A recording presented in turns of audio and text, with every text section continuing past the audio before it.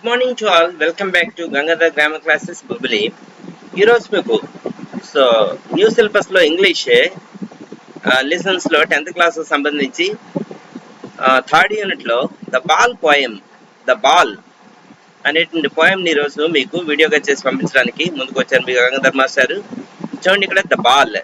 ఈ బాల్ అనేది ఎలాంటి మెసేజ్ని అందించింది, ఇందులో పాత్రలు ఎవరు అనేది ఇక్కడ పోయంలోకి వెళ్తే మనకు తెలుస్తుంది. ఈ బాల్ అనేది చాలా చక్కటి మెసేజ్ని ఇచ్చింది స్లెక్యల్ గాను. సో పిల్లలందరూ కూడా జాగ్రత్తగా దీన్ని స్టడీ చేసి ఇందులో ఇచ్చినటువంటి మెసేజ్ని మీరు కూడా జీవితంలో పాటించి మంచి అభివృద్ధిని సాధిస్తారని చెప్పేసి కోరుకుంటున్నారు మీ గంగాధర్ మాస్టారు. సో మీరు ఈ వీడియో మీకు ఈ వీడియో నచ్చినట్లయితే కామెంట్ చేయండి, కామెంట్ సెక్షన్లో కామెంట్ చేయండి, ఏమైనా తప్పులుంటే చెప్పండి. అలాగే సబ్స్క్రైబ్ చేసి లైక్ చేసి షేర్ చేస్తారని మరి కోరుకుంటారు మీ Gangadhar master. So let's go to the poem the ball. ఏంటి ద బాల్? ఇక్కడ చూడండి, ద బాయ్ ఇక్కడ హీరో అనమాట. ఈ బాయ్ అనేవాడు ఈ పోయంలో హీరో అని చెప్పేసి చెప్పవచ్చు. The boy losses A ball. ఈ అబ్బాయి బంతిని కోల్పోయాడు అనమాట. బంతి పోయిందట, అతని తాలూకా బంతి ఆడుకుంటుంటే బంతి పోయిందనమాట. So he's very upset. ఒకసారి బంతి పోయేసరికి చిన్నపిల్లలు అలాగే ఆడుకుంటూ బంతి కనిపించలేదు, కాలంలో పడిపోయినా లేకపోతే ఎక్కడైనా సరే కనిపించకుండా పోయినా వాళ్ళు చాలా అనాసక్తికి గురవుతారు, బాధపడతారు కూడా, చాలా బాధకు గురవుతారు. ఇంటి దగ్గర చెప్తే తిడతారేంటో, లేకపోతే అసలు అంటే ఆ బాల్తో తనకుండేటువంటి అనుబంధాన్ని గబక్కమని మర్చిపోలేరు. అందుకని చెప్పేసి బాధపడుతూ ఉంటారు అనమాట. ఏ బాల్ డజంట్ కాస్ట్ మచ్. ఇక్కడ ఆ బాల్ అందాలు ఖరీదు తక్కువే ఉండొచ్చు, పెద్ద ఖరీదే ఉండదు, 10 రూపాయలు పెడితే వచ్చేస్తుంది. కానీ nor is it difficult to buy another ball. ఇక్కడ చూడండి, అనదర్ బాల్. సో ఇంకో బాల్ కొనుక్కోవడం కూడా పెద్ద కష్టమేం కాదు, 10 రూపాయలు పెడితే వచ్చేస్తుంది. Why then is the boy so upset. కానీ అబ్బాయి ఎందుకు అంత అప్సెట్ అవుతున్నాడు, ఎందుకు అంత చింతకు గురవుతున్నాడు, ఎందుకు అంత బాధకు గురవుతున్నాడు అని చెప్పేసి అంటారు ఇక్కడ writer. Read the poem to see what the poet thinks has been lost. ఒకసారి పోయం జాగ్రత్తగా చదివి ఇక్కడ పోయిట్ ఏంటి ఆలోచిస్తున్నారు, ఏంటి పోయిందని చెప్పేసి ఆలోచిస్తున్నారు, అసలు దాంట్లో ఏమైనా ఎంత ఉందా. And what the boy has to learn from the experience of losing something. అంటే బాయ్ ఏమిటి నేర్చుకున్నాడు, ఈ బాల్ని పోగొట్టుకోవడం ద్వారా జీవితంలో అతను ఏమైనా సరే నేర్చుకున్నాడా. ఏంటంటే మనం ఒక పని చేస్తాము, ఆ పనిలో సరైన ఫలితాన్ని పొందలేదు అనుకోండి, అప్పుడు మరలా దాని ద్వారా మనం ఏంటంటే failures are the stepping stones అని చెప్పేసి మరలా ప్రయత్నం చేస్తూ ఉంటాం. ఈ అబ్బాయి కూడా అలాగే ఇందులో ఇదొక రకమైనటువంటి మెసేజ్ అన్నమాట. బాల్ పోగొట్టుకోవడం ద్వారా ఏ విధమైనటువంటి ఆలోచనకు గురయ్యాడు, ఆలోచన చేశాడు, ఏ విధమైన ఎక్స్పీరియన్సెస్ అనుభవాలను పొందాడని చెప్పేసి ఇక్కడ పోయంలో చెప్తున్నారు. ఆ అనుభవాలు అతనికి జీవితంలో ఉపయోగపడతాయా? ఖచ్చితంగా ఉపయోగపడతాయి. ఇక్కడ చూడండి, what is the bye now. ఆ బాయ్ పరిస్థితి ఏంటి ఇప్పుడు? రైటర్ ఎక్కడితే పోయిట్ ఆలోచిస్తున్నారు. Who has lost his ball. ఎవరైతే ఆ బాల్ ని పోగొట్టుకున్నారో అతని యొక్క పరిస్థితి ఏంటి ఇప్పుడు అని చెప్పేసి అంటున్నాడు ఇక్కడ ఫస్ట్ సెంటెన్స్ లో. రెండో సెంటెన్స్ రండి, ఇక్కడ what is he to do. ఏం చెప్పబోతున్నాడు, అసలు ఏం చేస్తాడు? I saw it go merely bouncing. నేను చూశాను. ఇక్కడ ఎవరు చూశారు? రైటర్ చూశాను. ఐ అంటే ఇక్కడ రైటర్ రైటర్ కాదు, పోయిట్. ఇక్కడ పోయిట్ చూశారు. I saw it go merely bouncing. అది మంచి ఉరకలు వేస్తూ ఆనందంతో గంతులు వేసుకుంటూ వెళ్ళడం నేను చూశాను. Down the street. ఆ స్ట్రీట్ ఎలా ఉంది? అప్స్ అండ్ డౌన్స్ లా ఇలా ఉందన్నమాట.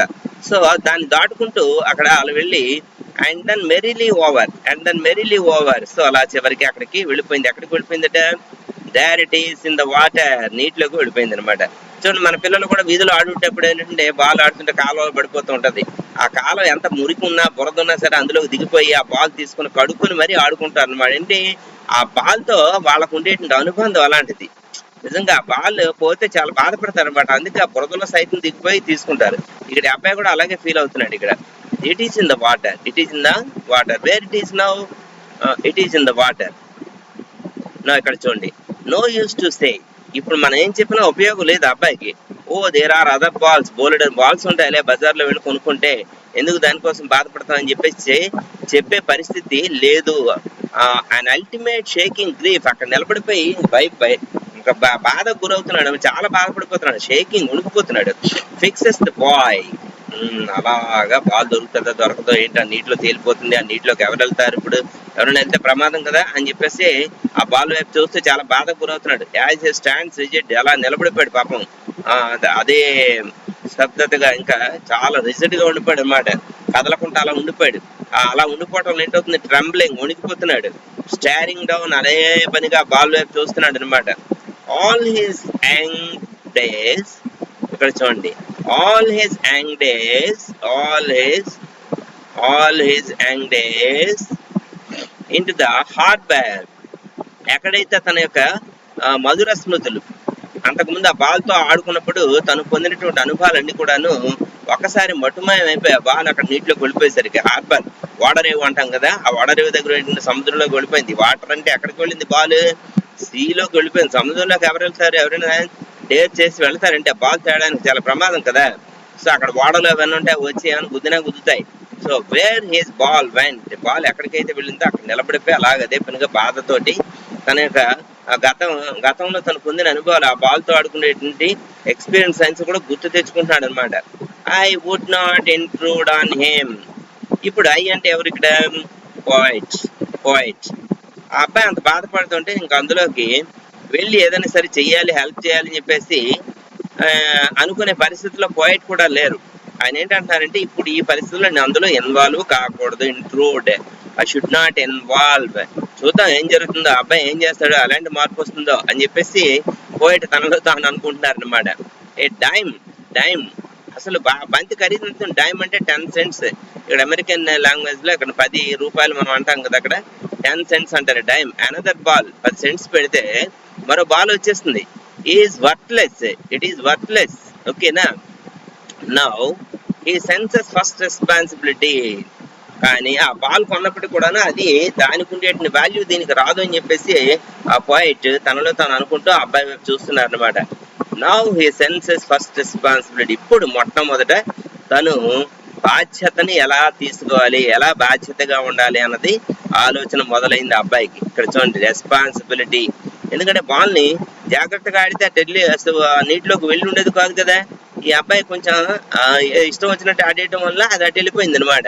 కాబట్టి ఒకసారి తనలో ఈ సెన్సెస్, ఒకసారి తనలో ఆలోచన మొదలైంది. ఏమిటి నా బాధ్యత, ఎందుకు అలా చేశాను, ఏం చేయాలి, ఇక ముందు ఎంత జాగ్రత్తగా ఉండాలి అన్నది ఆలోచన. In a word of possessions, ఇక్కడ చూడండి, in a world of positions. ప్రపంచంలో అసలు ఏంటంటే చాలా మంది రకరకాల మనస్తత్వాలు కలిగిన వ్యక్తులు ఉంటారు ఇక్కడ. People will take balls. చాలా మంది, కొంతమంది ఏంటంటే మనం ఆడుకుంటూ ఉంటే పిల్లల చేతులు బాల్స్ లాగేసుకుంటుంటారు. ఇక్కడ చూడండి చెప్తున్నాడు, పీపుల్ విల్ టేక్ బాల్స్ తీసుకుంటారు. Balls will be last always. Balls, ఈ బంతులు అసమానం పోతూనే ఉంటాయి. ఎన్నో బాల్స్ మనం కొంటూ ఉంటారు తల్లిదండ్రులు, మనం చూస్తూ ఉంటాం. సో లిటిల్ బాయ్, ఇవి చాలా బాల్స్. ఒక్కొక్కసారి నువ్వు అలా బాధపడకయ్యా, మరో బాల్ తీసుకోవచ్చు ఏంటి.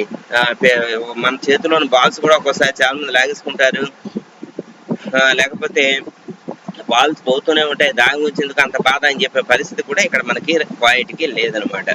So and no one buys a ball back. ఇక్కడ తన ఈ కొనుక్కోవచ్చు, మరో బాల్ పెట్టి 10 cents పెడితే ఇంకో బాల్ వచ్చేసింది. కానీ తనలో అంతర్మదన మొదలైంది. అసలు ఎందుకు ఇలా జరిగింది, నాలో లోపం ఏంటి, నేను జాగ్రత్తగా ఉంటే పని జరిగి ఉండేది కాదు కదా అని చెప్పేసి అబ్బాయి ఆలోచిస్తున్నాడు. And no one buys a ball back. ఎవరు కూడా బంతిని మరొకటి కొనుక్కోవడానికి, అంటే అబ్బాయి ముఖ్యంగా మరో బాల్ కాదు నాకు కావాలి కాదు అని చెప్పేసి అలాగ ఆలోచిస్తూ కూర్చున్నాడు. Money is external. ఈ డబ్బు అనేది ఎక్స్టర్నల్ అనమాట. డబ్బులు పెడితే బోల్డర్లు వచ్చేస్తుంటాయి, అది మైండ్ లోకి అంత దీనిగా వెళ్ళదు. ఎందుకు వెళ్ళదంటే తాను ఆడిన బంతితో తాను ఎన్నో అనుభవాలను, ఎక్స్పీరియన్సెస్ పొందాడు కాబట్టి దాని మీద అతనికి ప్రత్యేకమైన అభిమానం కలుగుతుంది పిల్లలకి ఎప్పుడు కూడాను. మనకు కూడా చూడండి, ఒక వస్తువుని అదే జాగ్రత్తగా వాడి దాని వల్ల ఎంతో ఫలితాన్ని పొందాం అనుకోండి, ఒకేసారి ఆ వస్తువు పాడైతే మనం ఎంత బాధపడతాం, చాలా దీనిగా బాధపడతాం కదా. అయ్యో ఏంటి ఇలా అయిపోయింది, మరలా కొత్తది తీసుకుంటే అది ఎలా ఉంటుందో, ఇది చాలా మనకి సేవ చేసింది అని చెప్పి చాలా బాధ గురవుతాం అనమాట. He is learning. అతను ఇప్పుడు నేర్చుకుంటున్నాడు అబ్బాయి. Well behind is desperate eyes, తన కంటిలో కనపడుతుంది తన తాలూకు బాధ అంతా కూడాను.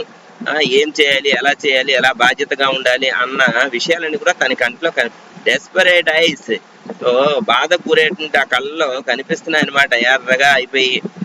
ద ఎపిస్టమాలజీ ఆఫ్ లాస్, ఇక్కడ ఎపిస్టమాలజీ అంటే నాలెడ్జ్, గెటింగ్ నాలెడ్జ్. లాస్ పోగొట్టుకున్న విషయంలో పొందేటటువంటి జ్ఞానాన్ని ఎపిస్టమాలజీ అని ఇక్కడ. ఎపిస్టమాలజీ అంటే జ్ఞానార్జన. సో ఇక్కడ ఎపిస్టమాలజీ ఆఫ్ లాస్, తను బంతి పోగొట్టుకున్నాడు కదా, ఆ విషయంలో రీసెర్చ్ చేస్తున్నాడు అనమాట.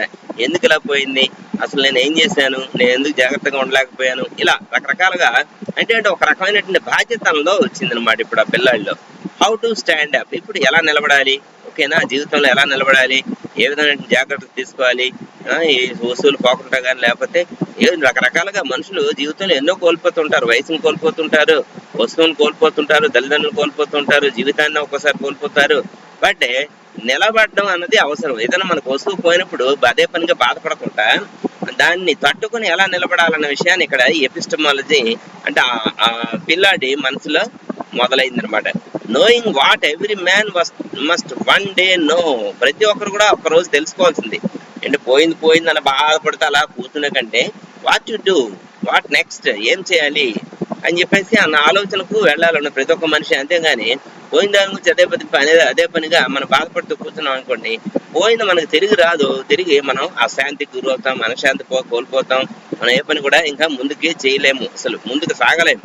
And most no many days, చాలా మంది చాలా రోజుల తర్వాత తెలుసుకుంటారనమాట. అంతా అయిపోయిన తర్వాత హౌ టు స్టాండ్ అప్, ఎలా నిలబడాలి, జీవితంలో ఎలాగా సమస్యలను ఎదుర్కోవాలి అని చెప్పేసి. బట్ ఇక్కడ ఈ పిల్లాడు ఏంటంటే ఆ బంతి పోయిన వెంటనే దాన్ని ఏ విధంగా తను ఏ విధంగా ఆ బాధను తొలగించుకోవాలి, ఇక పైన ఏ విధంగా జాగ్రత్తగా ఉండాలి అనేటువంటి లెసన్, అనేటువంటి జ్ఞానాన్ని ఎపిస్టమాలజీ ఆఫ్ లాస్ అంటారు.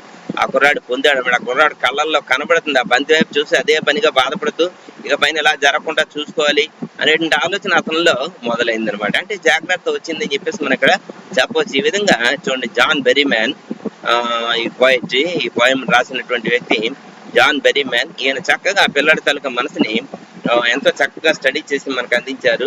అసలు ప్రతి ఒక్క మనసు కూడా ఇది పిల్లల్లో ప్రతి వ్యక్తి కూడా, పిల్లలు అందరూ కూడా ఇదే విధంగా ఏదైనా వస్తువు కోల్పోతే అమ్మా నాన్న దగ్గరికి వెళ్ళి అది పోయింది, అదే కావాలంటారు.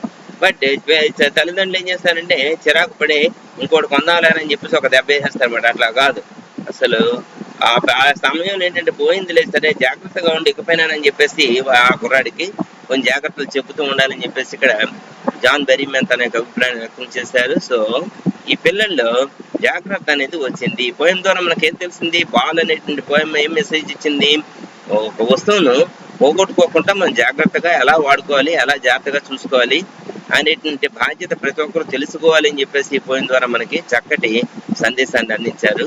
So my dear students, poem జాగ్రత్తగా చదివి మీరు కూడాను పుస్తకాలు జాగ్రత్తగా ఉంచుకోండి, బట్టలు జాగ్రత్తగా ఉంచుకోండి, మీరు వాడేటువంటి పెన్నులు ఇవన్నీ కూడా జాగ్రత్తగా ఉంచుకోండి, పోకుండా చూసుకుంటే ఎప్పుడు మీలో జాగ్రత్త అనేది మొదలవుతుంది. దాంతోపాటు కాన్సన్ట్రేషన్ కూడా వస్తుంది, ఏ వస్తువు ఎక్కడ ఉంది, జాగ్రత్త కూడా వస్తుంది, ఎలా చూసుకోవాలి, ఇలా అన్ని కూడాను. సో అప్పుడు మీరు చదువులో అనుకున్న లక్ష్యాలను సాధించడానికి అవకాశము ఉంటుంది అని చెప్పేసి ఇక్కడ జాన్ బెర్రీమ్యాన్ గారు మనకి మంచి సందేశాన్ని అందించారు. సో మై స్టూడెంట్స్, మరోసారి చెప్తున్నాను, 6th to 10th క్లాస్ అన్ని వీడియోస్ కూడా మీకు చేసి పంపిస్తున్నాను. పిల్లలందరూ కూడా చూసి బాగా విజ్ఞానాన్ని పొందుతారని చెప్పేసి మై డియర్ కాలేజ్ నా వీడియోస్ అన్ని కూడా పిల్లలకు అందేటట్లు మీరు కూడా చూసి వాళ్ళకి బాగా ప్రోత్సహిస్తారని చెప్పేసి కోరుకుంటున్నాను. తద్వారా నన్ను కూడా మీరు యూట్యూబ్లో బాగా ప్రోత్సహిస్తారని చెప్పేసి మరీ కోరుకుంటున్నారు మీ గంగాధర్ భాస్కర్. ధన్యవాదాలు. Thank you one and all.